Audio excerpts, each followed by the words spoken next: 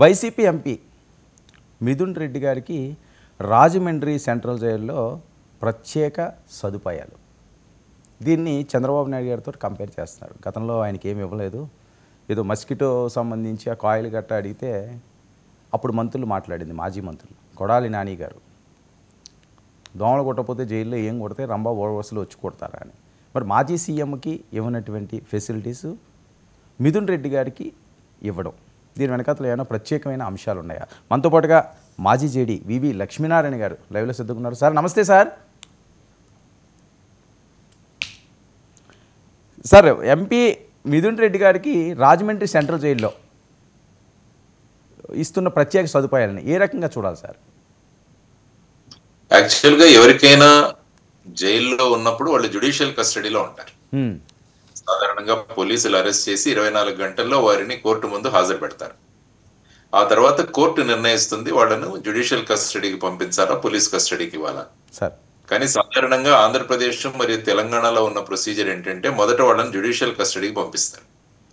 పంపించిన తర్వాత వాళ్ళ పోలీస్ కస్టడీ కావాలంటే అప్పుడు పిటిషన్ విచారించి అప్పుడు పోలీసులకు ఇస్తారు. ఇది మామూలుగా. కానీ ఇతర రాష్ట్రాలు చూస్తే, ముఖ్యంగా నేను పనిచేసిన మహారాష్ట్రలో చూసుకుంటే 24 గంటల తర్వాత కోర్టు ముందు ప్రొడ్యూస్ చేసిన తర్వాత వెంటనే మెజిస్ట్రేట్ నిర్ణయిస్తారు వాళ్ళని పోలీస్ కస్టడీకి ఇవ్వాలా, జ్యుడిషియల్కి ఇవ్వాలా అని. కాబట్టి ఇప్పుడు ఆంధ్రప్రదేశ్ లో ప్రస్తుతం ఉన్న నియమాలను బట్టి వారిని ఆగస్టు 1వ తారీఖు వరకు అనుకుంటాను జ్యుడిషియల్ కస్టడీకి పంపించారు. తర్వాత జ్యుడిషియల్ కస్టడీకి పంపించిన తర్వాత ఆ వ్యక్తి జైల్లోకి వెళ్తారు. ప్రిజనర్స్ యాక్ట్ అని 1894లో ఒక చట్టం ఉంది. ఆ చట్టాన్ని బట్టి ప్రిజన్స్ అంటే జైళ్లను మెయింటైన్ చేయాల్సిన బాధ్యత రాష్ట్ర ప్రభుత్వాలకు ఉంది. తర్వాత అక్కడికి వచ్చే ఖైదీలు ఎవరైతే ఉంటారో, ఖైదీలు 2 రకాలుగా మనం చూడాలి. మొదటిది వచ్చేసి అండర్ ట్రయల్ ప్రిజనర్స్, రెండవది కన్విక్టెడ్ ప్రిజనర్స్. అంటే ఎవరైతే అరెస్ట్ చేయబడి జైల్లో వచ్చారో వాళ్ళను అండర్ ట్రయల్ ప్రిజనర్స్ అంటారు. అంటే వాళ్ళ మీద ఇక్కడ కూడా ఛార్జ్ షీట్ ఫైల్ అవ్వలేదు, తర్వాత ట్రయల్ కూడా స్టార్ట్ అవ్వలేదు. రెండవ కేటగిరీ ఏంటంటే ఎవరైతే శిక్షించబడ్డారో వాళ్లను నేరస్తులు అంట. వాళ్లకు ఈ జైలు యూనిఫాములు, తర్వాత వచ్చేసి జైల్లో వాళ్ళ దగ్గర నుంచి పని చేయించడం, ఇవన్నీ కూడా వర్తిస్తాయి. వేరే అండర్ ట్రయల్ ప్రిజనర్స్ మీరు చూసుకుంటే వారికి ఎటువంటి పనులు చెప్పే అధికారం జైలు అథారిటీస్కి ఉండదు. ఆ తర్వాత వారిని బ్యారక్స్ లో ఉంచడం, ఆ తర్వాత వాళ్లకు భోజన సౌకర్యాలు ఇవన్నీ కూడా కల్పించాల్సిన బాధ్యత ప్రిజన్ అథారిటీస్. సపోజ్ ఒక వ్యక్తి కోర్టుకు అప్లై చేసుకుంటాడు, ఎందుకంటే నేను ఇంకా అండర్ ట్రయల్ ప్రిజనరే, నా మీద ఏమి నేరాలు అన్నవి ఎస్టాబ్లిష్ అవ్వలేదు. వాళ్ళను మన పరిభాషలో ఏమనుకుంటారంటే వాళ్లను నిందితులు అంటాం, శిక్ష పడిన వాళ్ళని నేరస్తులు అంటాం.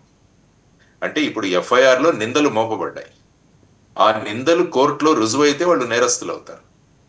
కాబట్టి ఇప్పుడు మీరు అన్నట్టు మిథున్ రెడ్డి గారు నిందితుడు. కాబట్టి వారు ఏం చేస్తారంటే నాకు జైల్లో ఫెసిలిటీస్ కావాలని ఒక అప్లికేషన్ పెట్టుకుంటారు కోర్టుకి. ఎందుకంటే వారు ప్రస్తుతం జ్యుడిషియల్ కస్టడీలో ఉన్నారు, అంటే జడ్జి గారి కస్టడీలో ఉన్నారు. కానీ జడ్జి గారు తన కోర్టులో పెట్టలేరు కాబట్టి వాళ్ళని జైల్లో పెట్టారు. కాబట్టి ఆయన్ని ఎలా పెట్టాలి, ఏ సదుపాయాలు ఇవ్వాలి అన్నది ఆయన అప్లికేషన్ వచ్చిన తర్వాత ఆయన సోషల్ స్టేటస్, లివింగ్ స్టాండర్డ్స్ ఇవన్నీ కూడా ఆలోచించి వారు ఏవైతే అడిగారో వాటిలో వారికి ఇవ్వడం జరుగుతుంది. సో ఇప్పుడు మీరు చూసుకుంటే మిథున్ రెడ్డి గారు కోర్టులో అప్లై చేసుకున్న తర్వాత, ఐ థింక్ ACB కోర్టు అనుకుంటాను, వారు వారికి కొన్ని ఇవి ఇచ్చారు. అంటే వారికి సింగిల్ రూమ్ లో పెట్టాలని, ఆ తర్వాత టేబుల్ చైర్ ఇవ్వాలని, ఆ తర్వాత ఇంటి నుంచి భోజనం ఒకసారి అలౌ చేయాలని, తర్వాత ములాఖాతులు అంటే వాళ్ళని కలిసేదానికి ఫ్యామిలీ మెంబర్స్ కి 3 పర్యాయాలు, తర్వాత వచ్చేసి వాళ్ళ అడ్వకేట్స్ వీళ్ళని కలవడానికి 3 సార్లు, ఇలా రకరకాల విషయాల్ని వారు ఇవ్వడం జరిగింది. తర్వాత ఆహారం ఎవరైతే తీసుకెళ్తారో, ఎవరు తీసుకొస్తున్నారు, ఆ తర్వాత దాన్ని టెస్టింగ్ అది చేసి వాళ్ళకి ఇవ్వడం జరుగుతుంది. సో ఈ విధంగా ఈ వసతులు కల్పించడం అనేది గవర్నమెంట్ చేతిలో ఉండదు. ఎటువంటి వసతులు ఇవ్వాలి అన్నది కోర్టు నిర్ణయిస్తుంది. సపోజ్ ఈ వసతులు ఇవ్వలేదనుకోండి, ఆయన కూడా రెగ్యులర్ బ్యారక్ లో ఉంచేవారు మిగతా అండర్ ట్రయల్ ప్రిజనర్స్ లాగా. కానీ ఈ వసతులు కోర్టు ఇవ్వడం వల్ల వారికి ఆ విధమైన వసతులు అందించాల్సిన బాధ్యత ప్రిజన్ అథారిటీస్కి ఉంటుంది. లేకుంటే ప్రిజన్ అథారిటీ సర్వసాధారణంగా అందించే ఫెసిలిటీస్ ఏవైతే ఉంటాయో అవి మాత్రమే ఇస్తారు. అది ఈ కేసులో ఇప్పటివరకు జరిగిన అంశం. దాన్ని చెక్ చేస్తారు, ఎందుకంటే మంచం, దిండు, దుప్పటి, పేపరు, పెన్ను, టీవీ, బయట నుంచి ఆహారం, తర్వాత వాళ్ళకి ఎవరికైనా ఒక attender, mineral water bottles, western commode, cooler, ఇవన్నీ కూడా ఏర్పాటు చేయడం. అంటే ఇంట్లో ఉన్నట్టుగానే ఇంకా అక్కడ అన్ని వసతులు ఉన్నాయి కదా, ఇంట్లో ఉంటే ఏంటి లోపల ఉంటే ఏంటి అని చెప్పి కొన్ని కామెంట్స్ వస్తున్నాయి. అంటే అదే నేను చెప్తున్నాను, ఇప్పుడు ఆయన నిందితుడు, నేరస్తుడికి ఇటువంటి ఫెసిలిటీస్ ఉండవు. ఓకే. ఎందుకంటే తాత్కాలికంగా భారత రాజ్యాంగంలో ఇచ్చిన మూలభూత హక్కులు ఏవైతే ఉన్నాయో వాటిని ఈ అరెస్ట్ ద్వారా వాటికి భంగం కలిగింది. కాబట్టి ఇప్పుడు ఆయన ఏం చేశాడు, నేను బయట ఉంటే ఇవన్నీ నాకు ఉండేవి మీరు అన్నట్టు, మరి నా మీద ఒక ఎఫ్ఐఆర్ లో నా పేరు ఉందని చెప్పేసి నన్ను అరెస్ట్ చేశారు, కాబట్టి నాకు ఆ ఫెసిలిటీస్ నాకు ఇవ్వండి ఇక్కడ. సపోజ్ రేపు ఈ కేసులో కన్విక్ట్ అయిన తర్వాత నేను నేరస్తుడుగా మారితే తర్వాత జైలు యూనిఫాము, అక్కడ పనులు, ఇవన్నీ కూడా చేయాలి. కాబట్టి ప్రస్తుతం వారి అందరి స్టేటస్ వచ్చేసి నిందితుల స్టేటస్, అంటే accused, they are not convicted. కాబట్టి అక్యూజ్డ్ కి ఏ విధమైన ఫెసిలిటీస్ ఇవ్వాలి అన్నది కోర్టు నిర్ణయిస్తుంది. సార్, మరి ఖైదీ నెంబర్ ఇవ్వడంలో ఆంతర్యం, ఆయన నిందితుడు కాదు, శిక్ష పడలేదు, దానికి ఖైదీ నెంబర్ ఉంటుందా? అంటే అండర్ ట్రయల్స్ కూడా ఖైదీ ఇస్తారు, ఎందుకంటే వాడు సీరియల్ నెంబర్ మెయింటైన్ చేయాలి. ఎంతమంది ఉన్నారు, డ్రెస్ వేసుకొని అవసరం లేదు, మనం చూస్తుంటాం కదా ఇక్కడ ఆ నెంబర్, ఆ యాంబ్లమ్తో ఆ సినిమాల్లో చూపిస్తుంటారు, ఆ చెక్స్ ఉన్న డ్రెస్, తర్వాత రాళ్లు కొట్టడం, ఇలాంటివన్నీ కూడా చూపిస్తుంటారు సినిమాల్లో. అవేంటంటే అవి నేరస్తులకు, నిందితులకు కాదు. అంటే శిక్ష పడి శిక్ష ఖరారు అయిన తర్వాత 2 రకాల శిక్షలు ఉంటాయి, simple imprisonment, rigorous imprisonment. Okay. కఠిన కారాగార శిక్ష, కారాగార శిక్ష. సో వీటిలో కూడా అక్కడ తేడాలు ఉంటాయి, అంటే ఎటువంటి పనులు వాళ్ళతో చేయించాలి అన్న దాని మీద ఆధారపడి ఉంటుంది.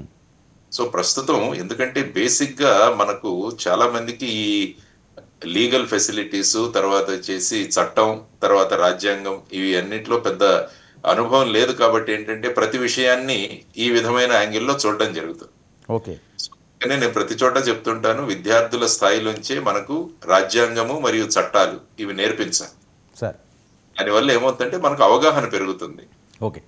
తర్వాత ఇంకా కంపారిజన్లు చేయడం మొదలు, అప్పుడు ఇలాగైంది, ఇప్పుడు ఇలాగైంది, అదంతా కూడా. సార్, మరి చంద్రబాబు నాయుడు గారు అంశాన్ని తీసుకొస్తున్నారు తెర మీదకి. చంద్రబాబు నాయుడు గారికి ఇన్ని ఫెసిలిటీస్ ఇవ్వలేదు, ఆయన మాజీ ముఖ్యమంత్రి కదా, ఆయన కూడా ఏమి శిక్ష పడలేదు కదా అని.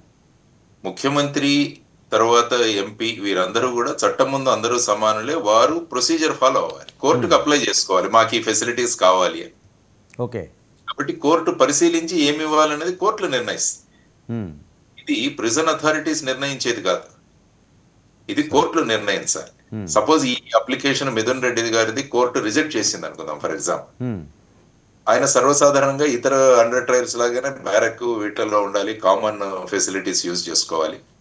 కానీ ఏం చేస్తుందంటే కోర్టు వారి యొక్క లైఫ్ స్టైల్ను గమనిస్తుంది, వారు యొక్క హోదాను గమనిస్తుంది. వారు కూడా ఇంతకు ముందు ఎక్స్ చీఫ్ మినిస్టర్, కానీ అప్పుడు ఎమ్మెల్యేగా ఉన్నారు వారు.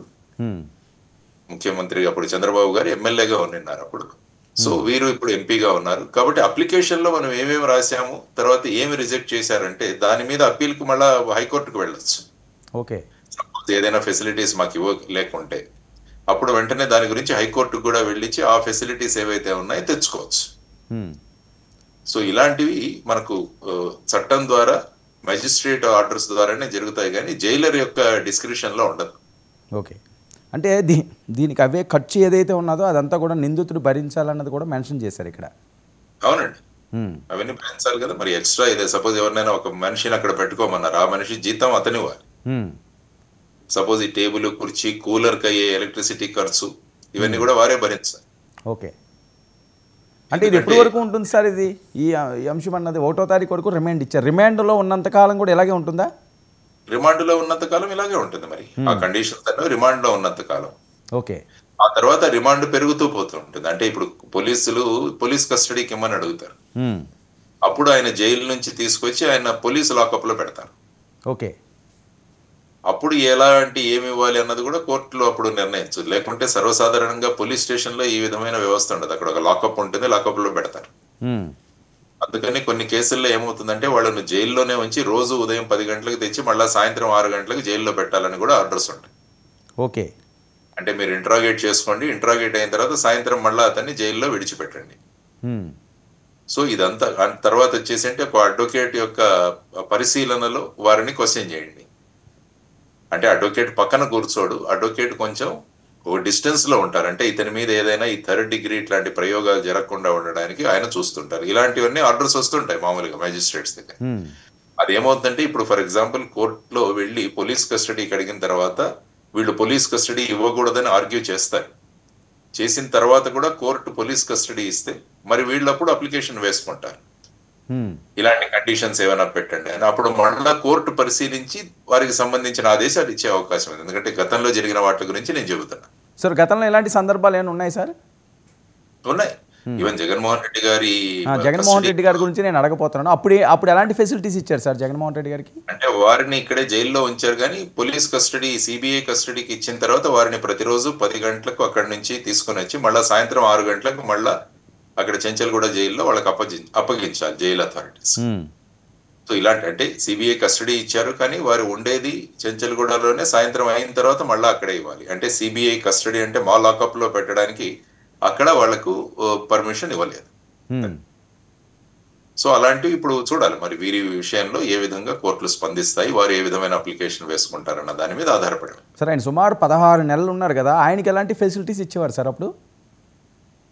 ఐ థింక్ ఆర్డర్ చూడాలి ఏమి ఇచ్చారు అన్నది. ఎందుకంటే సిబిఐ జనరల్ గా అపోజ్ చేయదు, ఎందుకంటే వాళ్ళ కండిషన్స్ బట్టి కోర్టు డిస్క్రిప్షన్ ఏ విధమైన ఇది ఇవ్వాలని చెప్పేసి. ఐ థింక్ వారికి కూడా సపరేట్ బ్యారక్, తర్వాత వచ్చేసి ఇంటి నుంచి ఫుడ్, ములాఖాతులు, తర్వాత ఈ విధమైన ఫెసిలిటీస్ ఇచ్చినట్టు మేము విన్నాము. సో ఇదంతా టోటల్ గా కోర్టు డిస్క్రిప్షన్ మీద ఆధారపడి ఉంటుంది అనమాట, ఏమి ఇవ్వాలి ఫెసిలిటీస్ అని.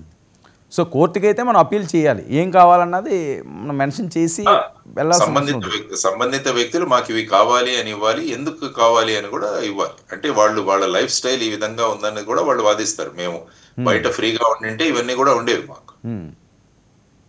సో ఆ విధంగా చూసి అప్పుడు కోర్టు నిర్ణయిస్తుంది. సార్ రిమైండ్ ఇలా పొడిగించుకుంటూ వెళితే దీనికి ఒక టైం పీరియడ్ అంటూ ఉంటుందా? సాధారణంగా ఎలా ఉంటుందంటే పోలీస్ కస్టడీ అన్నది 14 రోజులు మాత్రమే ఇవ్వచ్చు. అంటే ఒక రోజు ముందు అరెస్ట్ చేస్తారు, తర్వాత 14 రోజులు. ఐ థింక్ కొత్తగా వచ్చిన బిఎన్ఎస్ఎస్ లో అది 30 రోజుల వరకు ఉండొచ్చు అని అనుకుంటాను నేను. ఆ తర్వాత ఏంటంటే ఆ పోలీస్ కస్టడీ అయిన తర్వాత మళ్ళీ జ్యుడిషియల్ కస్టడీకి వస్తారు.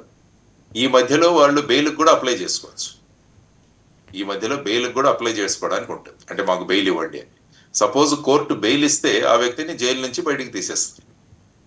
సపోజ్ బెయిల్ ఇవ్వకుంటే ఆ వ్యక్తి అలాగే ఉండి మధ్య మధ్యలో బెయిల్ అప్లికేషన్స్ వేసుకుంటుంటారు. సాధారణంగా సీరియస్ కేసెస్ ఏవైతే ఉంటే అందులో 90 రోజుల లోపల ఛార్జ్ షీట్ వేయాలి మామూలుగా. ఐ థింక్ ఇప్పుడు అది 180 రోజులు అయింది అనుకుంటాను బిఎన్ఎస్ఎస్ లో, వెరిఫై చేయాలి నేను. సపోజ్ ఇంతకు ముందు ఎలా ఉండేదంటే 90 రోజుల్లో మీరు కనుక ఛార్జ్ షీట్ వేయకుంటే ఆ వ్యక్తికి ఆటోమేటిక్ గా బెయిల్ ఇవ్వాలన్నది ఒక నియమం. 90 రోజులు మీరు మాక్సిమం జ్యుడిషియల్ కస్టడీలో ఉంచవచ్చు. ఆ తర్వాత కనుక మీరు ఛార్జ్ షీట్ వేయకుంటే బెయిల్ ఇవ్వాలి. ఆటోమేటిక్ బెయిల్ అంటారు, డిఫాల్ట్ బెయిల్ అంటారు, ఆటోమేటిక్ గా వచ్చేస్తుంది. సపోజ్ ఛార్జ్ షీట్ వేసిన తర్వాత కూడా అతనికి ఆ డిఫాల్ట్ బెయిల్ అన్న హక్కు ఉండదు. ఆ తర్వాత వాళ్ళు బెయిల్కి అప్లై చేసుకోవాలి. అప్పుడు పోలీసులు కూడా వీరికి బెయిల్ ఇస్తే ఏమవుతుందని ఆర్గ్యూ చేస్తారు. సపోజ్ వీళ్ళు బెయిల్లో బయటకు వస్తే ఈ కేసుకు సంబంధించిన సాక్ష్యదారులు ఎవరైతే ఉంటారో వాళ్ళ మీద ప్రెషర్ పెడతారు. ఎక్కడైనా ఎవిడెన్స్ ఉంటే దాన్ని డిస్ట్రక్షన్ కోసం ప్రయత్నిస్తారు. ఇలా రకరకాల వాదనలు జరుగుతాయి. ఈ ఉభయ వాదనలు విన్న తర్వాత కోర్టు నిర్ణయిస్తుంది బెయిల్ ఇవ్వాలా లేదా. ఒక్కోసారి కింది కోర్టులు బెయిల్ ఇచ్చిన తర్వాత పై కోర్టుకు వెళ్తారు బెయిల్ క్యాన్సిల్ చేయమని. కింది కోర్టులు బెయిల్ ఇవ్వకుంటే నిందితులు హైకోర్టులోకి వేస్తారు. కింది కోర్టు మాకు బెయిల్ ఇవ్వలేదు కాబట్టి హైకోర్టు బెయిల్. సార్ ఎలాంటి శిక్షకైనా సరే 90 రోజుల్లో ఎట్టి పరిస్థితుల్లోని బెయిల్ వచ్చేయాలా? ఛార్జ్ షీట్ వేస్తే ఎలా ఉంటుందంటే 7 సంవత్సరాల కన్నా ఎక్కువ పనిష్మెంట్ ఏదైతే ఉంటుందో 7 సంవత్సరాల కింద ఉంటే సాధారణంగా అరెస్టులు చేయరు ఈ మధ్య. ఓకే, 7 సంవత్సరాల కన్నా ఎక్కువ శిక్ష ఉన్న కేసుల్లోనే అరెస్టులు జరుగుతాయి. కాబట్టి అటువంటి వాటిలో 90 రోజుల లోపల మీరు వేయాలి. ఇప్పుడు మిథున్ రెడ్డికి 7 సంవత్సరాలు పైబడిందే కదండి, జీవిత ఖైదు అని కూడా అంటున్నారు. ఒకవేళ నిరూపిస్తే 409 అన్న సెక్షన్ ఉంది. 409 అన్న section criminal breach of trust by ఈ పబ్లిక్ సర్వెంట్, డైరెక్టర్, ఇట్లాంటిది ఒక సెక్షన్ ఉంది 409 అన్నది. అందులో 10 సంవత్సరాలు ఈవెన్ లైఫ్ ఇంప్రిజన్మెంట్ కూడా వేసే అవకాశం ఉంది అందులో. ఓకే, కాబట్టి అది 7 సంవత్సరాల కన్నా ఎక్కువ కాబట్టి అందులో కోర్టు పర్మిషన్ లేకుండా అరెస్ట్ చేసే అధికారం ఉంటుంది.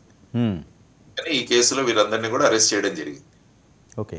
సో ఈ కేసులో 90 రోజుల లోపల ఛార్జ్ షీట్ వేయాలి. అది BNSS లో నేను చూడాలి. ఐ థింక్ 180 days అనుకుంటాను. సో ఈ 90 రోజుల్లో ఛార్జ్ షీట్ వేయకపోతే మిథున్ రెడ్డి బెయిల్ వస్తుంది, ఆటోమేటిక్ గా బెయిల్ వస్తుంది. దాని డిఫాల్ట్ బెయిల్. సార్ ఇందులోనే ఇంకొక నాది చిన్న ప్రశ్న, జగన్మోహన్ రెడ్డి గారు 16 నెలలు బెయిల్ రాకపోవడానికి ప్రధాన కారణం అంటే ఏమవుతుందంటే అప్పుడు సంబంధించిన టైం పీరియడ్ లోనే ఛార్జ్ షీట్స్ వేయడం జరిగింది. టైం పీరియడ్లో వేసారా? వేశారు.